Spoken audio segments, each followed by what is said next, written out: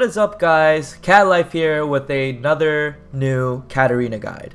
Carrying nowadays is pretty hard, since League of Legends is now a very team-oriented and objective-based game.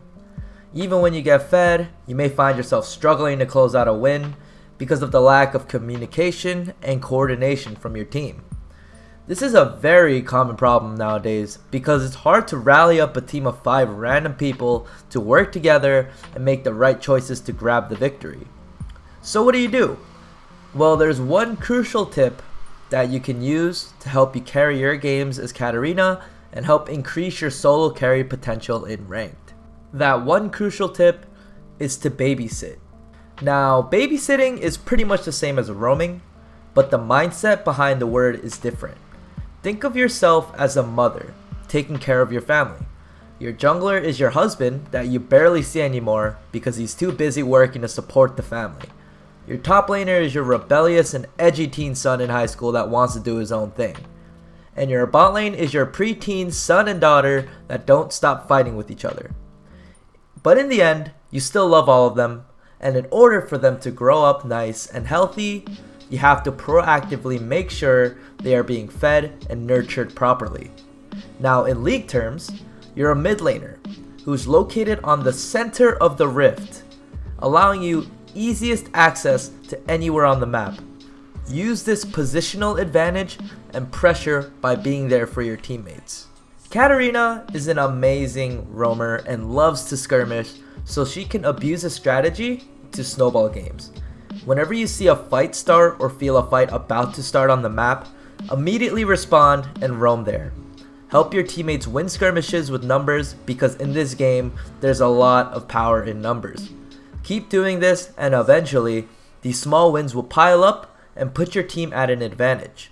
Remember that this is more of an early game strategy. Your goal with this strategy is to get your team snowballing to where you can win by mid-game. Now this sounds easy, but it's actually pretty tricky because you have to leave your lane. You can lose farm, EXP, and pressure in the mid lane.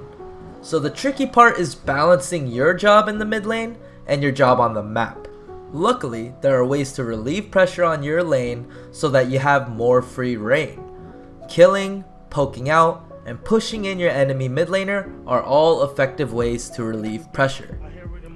To make this strategy as effective as possible, you have to be very aware of the map.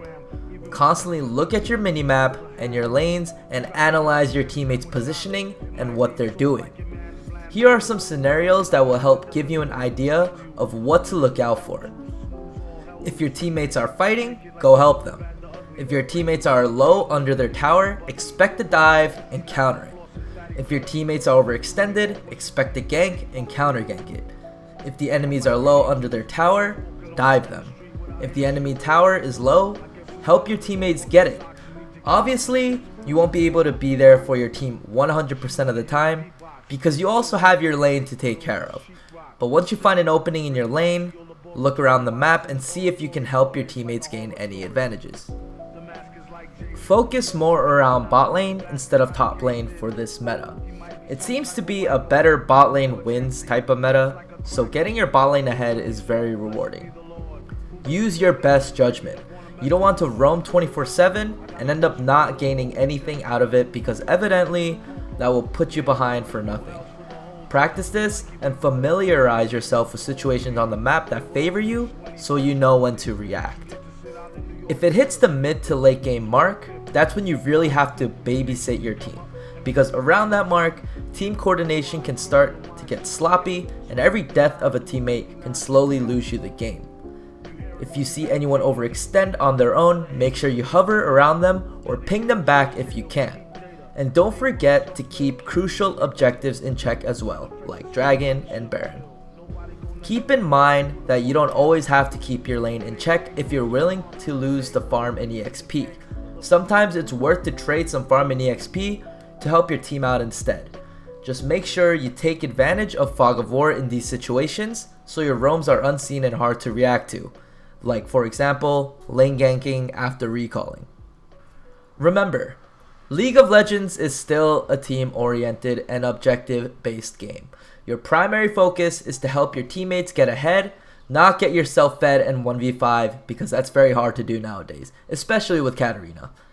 And make sure when you pull off successful roams that you take as many possible objectives as you can for an overall team advantage. I hope this video helps you increase your solo carry potential in your ranked games. If you liked the video, make sure to give it a like and hit that sub button if you want to see more guides like these. Thank you so much for watching, and I will see you guys in the next video. Okay, it's Childish, Gambino, homegirl drop it like the NASDAQ. Move white girls like this coat up my ass crack. Move black girls, cause man fuck it, I'll do either. I love pussy, I love bitches, dude, I should be running Peter in Adidas with some short shorts. B-O-O all over me, my green